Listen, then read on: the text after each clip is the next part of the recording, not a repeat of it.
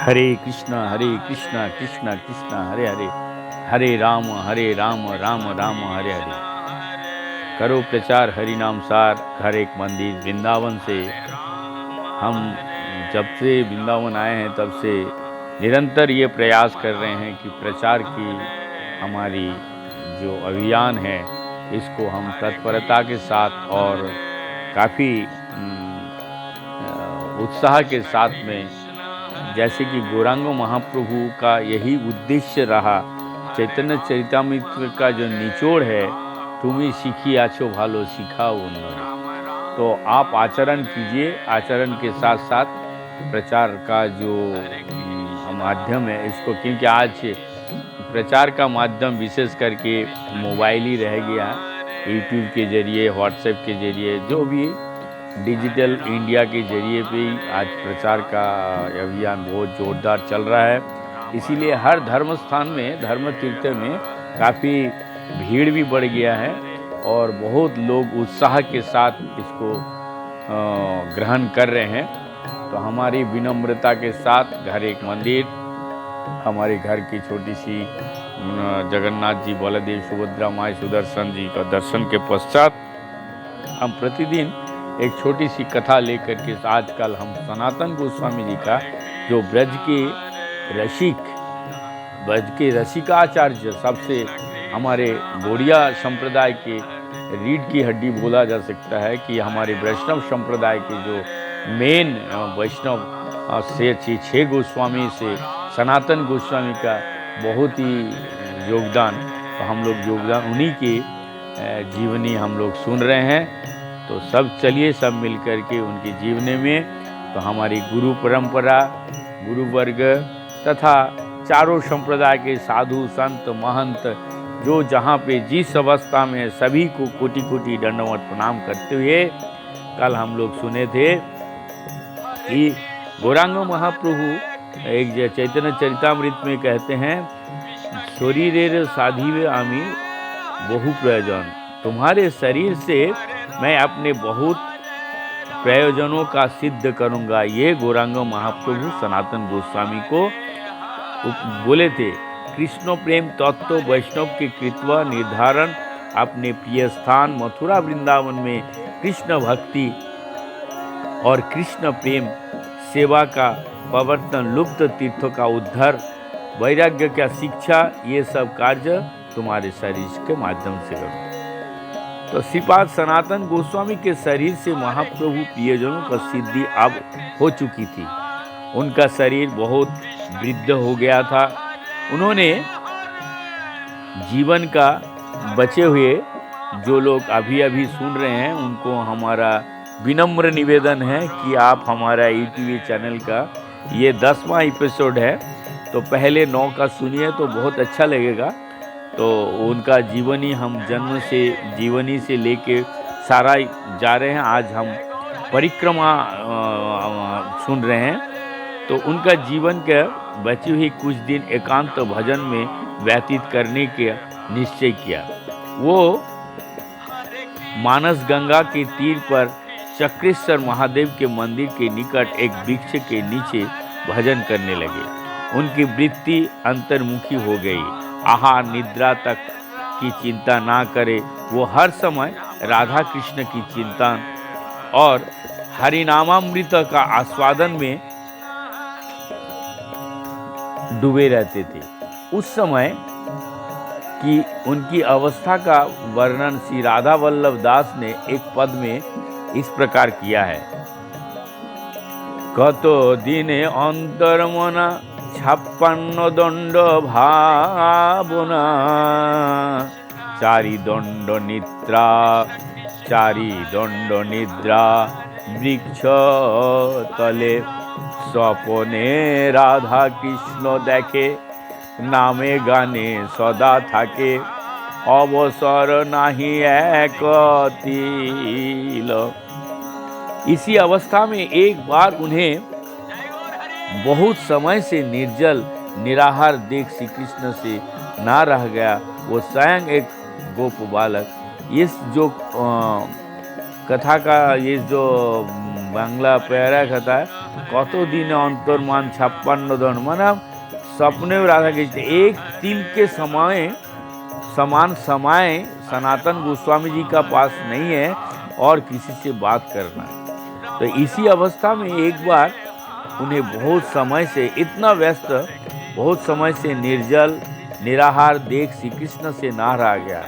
वे स्वयं एक गोप बालक के वेश में गए, दूध का पात्र हाथ लिए अपने प्रिय भक्त के लिए और निकट जाकर बोले, आछो निर्जने तुम्हा केहो नहीं जाने, देखिलाम तुम्हारे आसिया गोचरणे, এই দুগ্ধ পান কর আমার কথায়, লইয়া যাইব ভাণ্ড রাখিও হেথায়।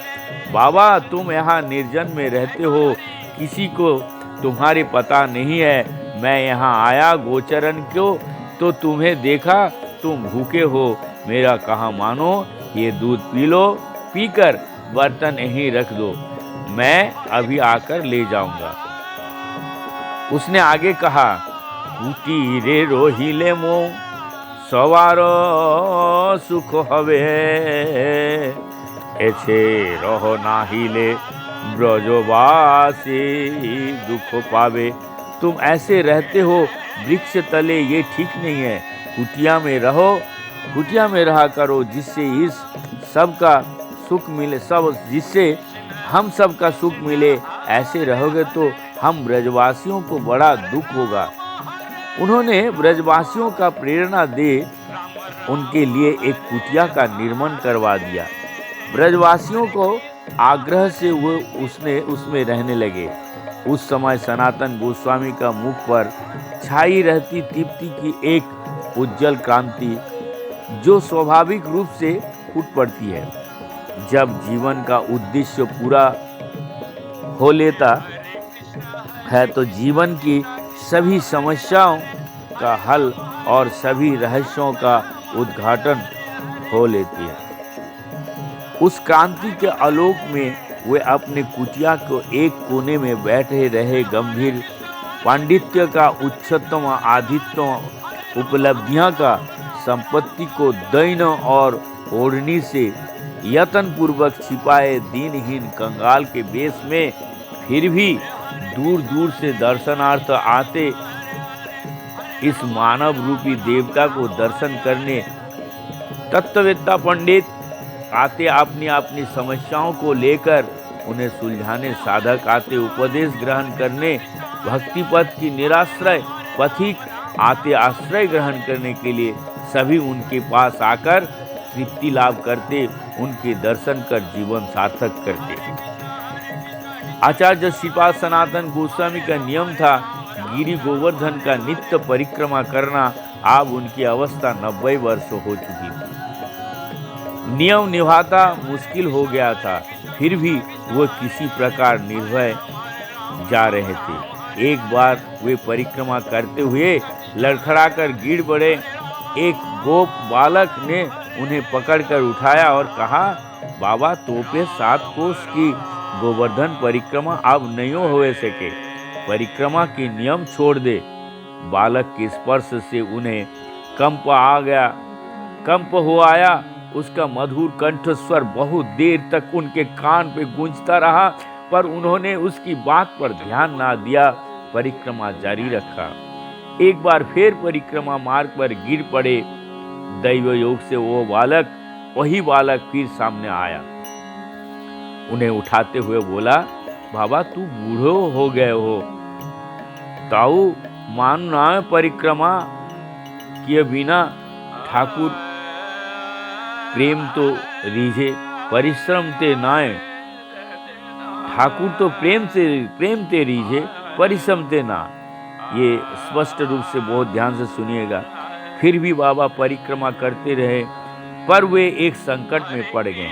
बालक की मधुर मूर्ति उनके हृदय में गड़कर रह गई थी। उसकी स्नेहमयी चेतिवन उनसे भुलाई नहीं जा रही थी। वे ध्यान में बैठते तो उसी को छवि उनकी आंखों के सामने नाचने लगती। खाते पीते सोते जागते हर समय उसी को याद आती रहती। एक दिन जब वो उसकी याद में खोए हुए उनके मन में सहसा एक स्पंदन हुआ, एक नई स्फूर्ति हुई।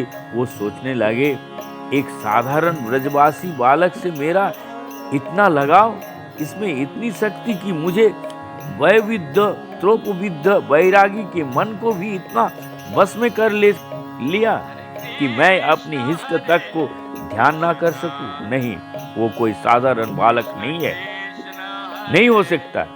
वो जिसका इतना आकर्षण हो, तो क्या वो मेरे प्रभु मदन गोपाल ही है जो ये लीला कर रहे हैं? एक बार फिर यदि वो बालक मिल जाए तो मैं सारा रहस्य जान के बगैर ना छोड़ूं। स्वयं बस एक दिन परिक्रमा करते समय वो मिल गया। फिर परिक्रमा का नियम छोड़ देने का वही आग्रह करना शुरू किया। सनातन गोस्वामी जी ने उसके चरण पकड़कर अपने सिर उन पर रख दिया और लगे अर्थ भरा स्वर से कहने, प्रभु आप छल ना करो, स्वरूप में प्रकट होकर के बताओ मैं क्या करूं। गिरिराज मेरे प्राण है, गिरिराज परिक्रमा मेरे प्राणों की संजीवनी है, प्राण रहते इसे कैसे छोड़ दूं। भक्त वत्सल प्रभु सनातन गोस्वामी जी का निष्ठा देखकर प्रसन्न हुए, पर परिक्रमा में उनका कष्ट देखकर वो दुखी हुए बिना भी नहीं रह सकते थे। उन्हें भक्त का कष्ट दूर करना था, उसके नियम की रक्षा भी करनी थी और इसका उपाय भी करने में भी देर क्या। यही सोचकर भगवान ने सनातन गोस्वामी ने जैसे ही अपना बात कह चरण से सिर उठाकर उनकी ओर देखा, उत्तर के लिए उस बालक को जगह मदन गोपाल खड़े थे। वे अपने दाहिने चरण एक गिरिराज शिला पर रखे थे। उनके मुखारविंद पर मधुर स्मृति थी, नेत्रों की करुणा झलक रही थी। वो कह रहे थे, सनातन तुम्हारा कष्ट मुझसे नहीं देखा जाता, तुम गिरिराज परिक्रमा का अपना नियम नहीं छोड़ना चाहते हैं तो इस गिरिराज को शिला को परिक्रमा कर लिया करो। इस पर मेरा चरण चिन्ह अंकित है, इसके परिक्रमा करने से तुम्हारा गिरिराज जी का परिक्रमा पूर्ण हो जाएगा। इतना कह मदन गोपाल अंतर्धान हो गए हैं। सनातन गोस्वामी मदन गोपाल चरणांकित उस शिला को भक्ति पूर्वक सिर पर रखकर अपनी कुटिया में ले गए, उसका अभिषेक किया और नित्य उसकी परिक्रमा करने लगे।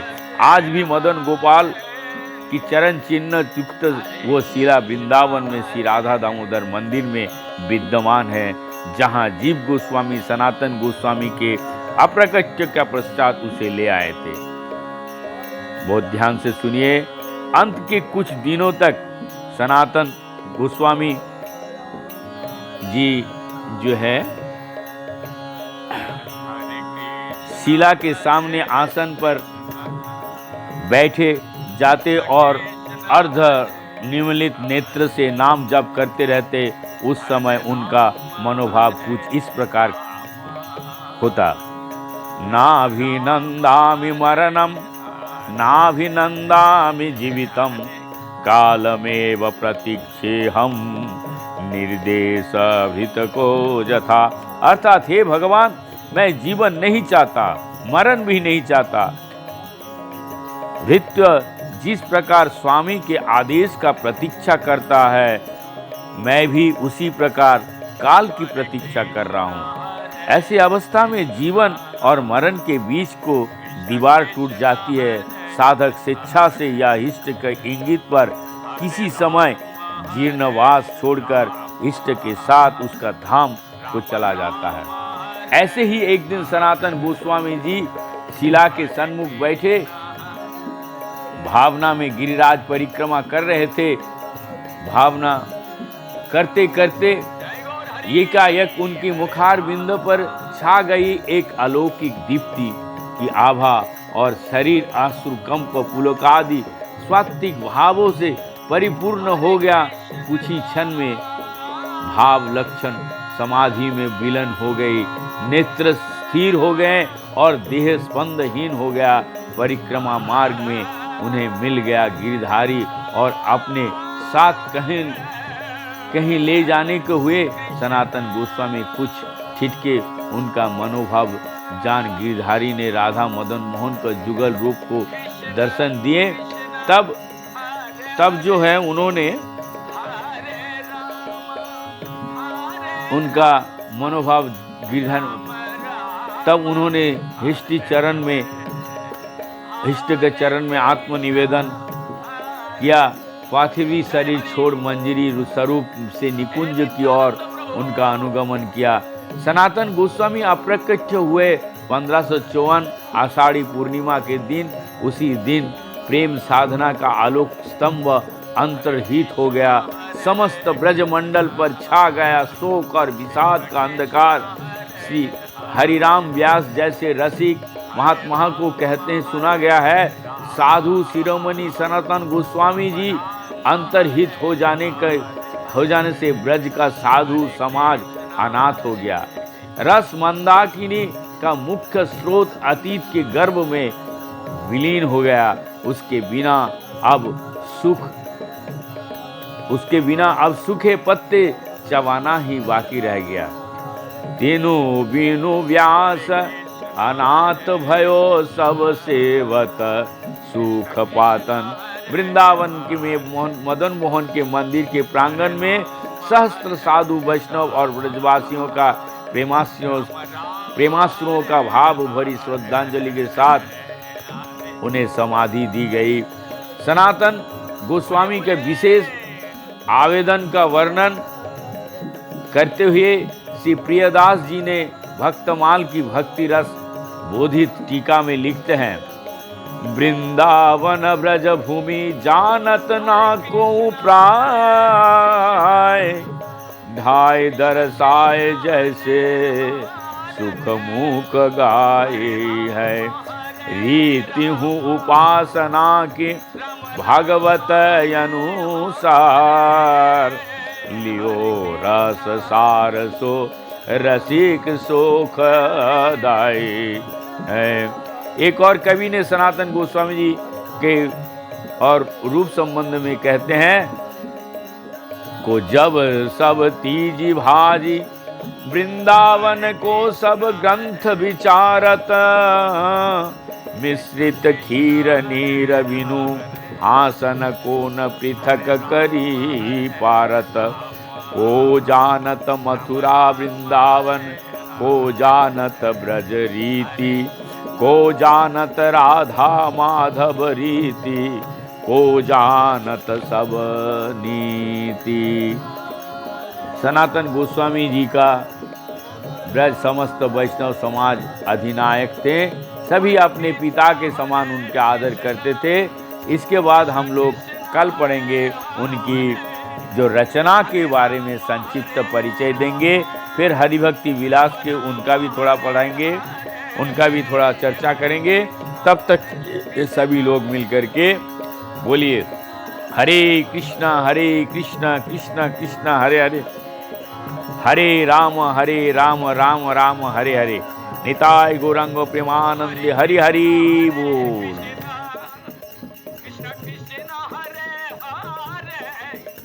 हरे राम राम हरे